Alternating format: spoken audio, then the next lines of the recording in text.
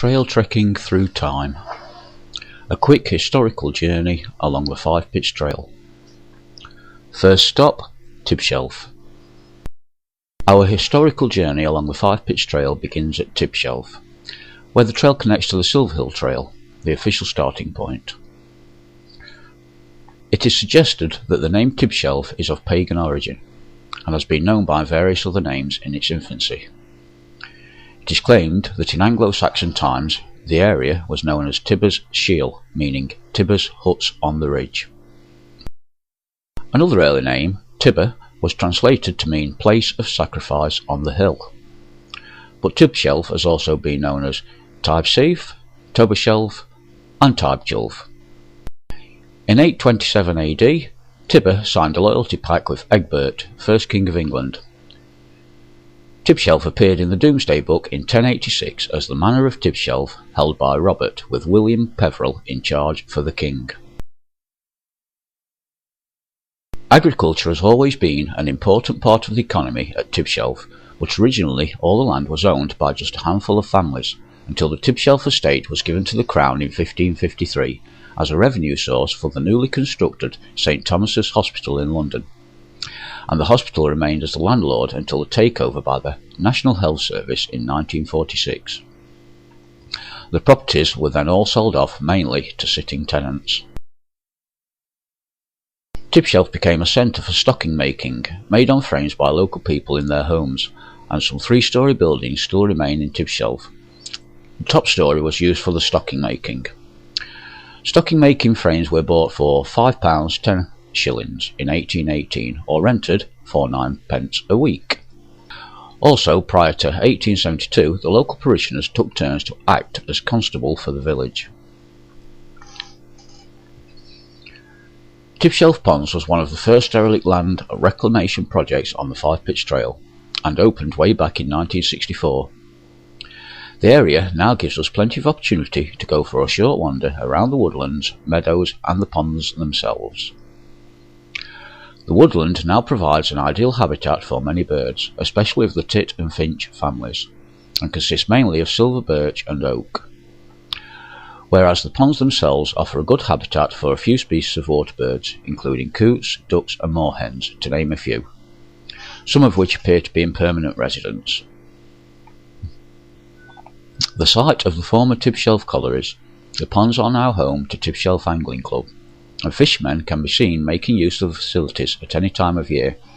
However, the second pond is closed to angling use during the winter months, but the first pond is used throughout the year.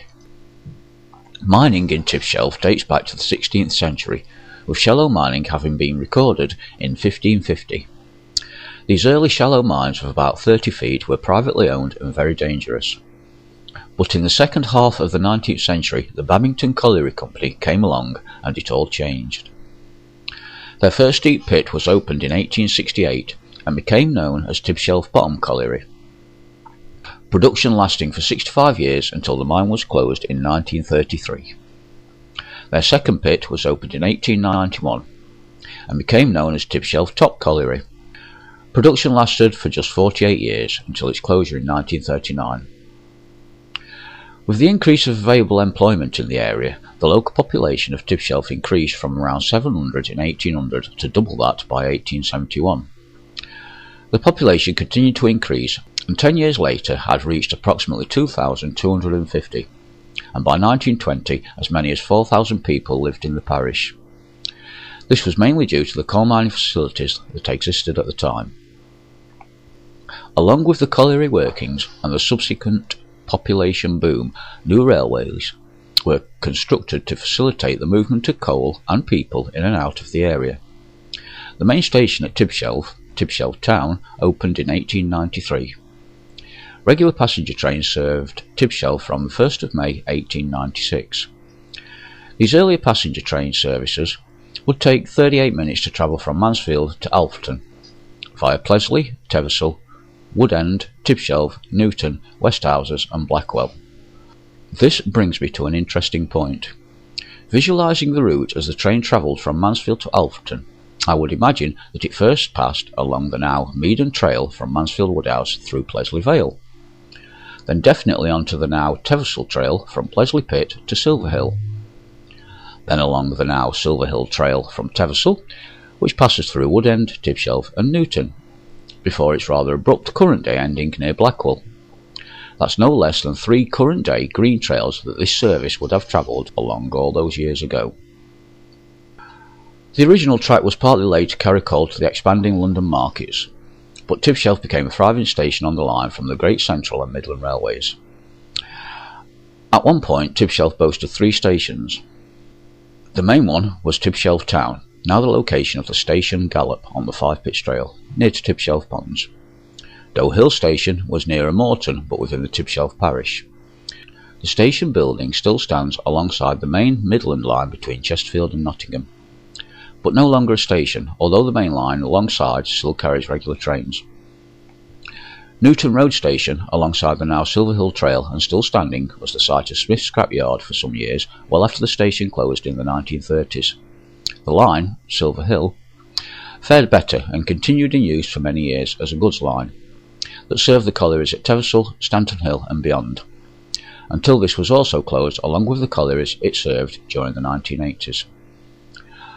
All passenger rail through Tibshelf ceased earlier, however, under the Beeching Acts in 1967.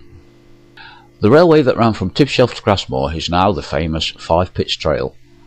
Tibshelf and its ponds make an ideal starting point for anyone wishing to explore the 5 Pitch Trail, and as such is the official start of the trail, mainly because the area was reclaimed well before the area at the other end of the trail at Grassmoor.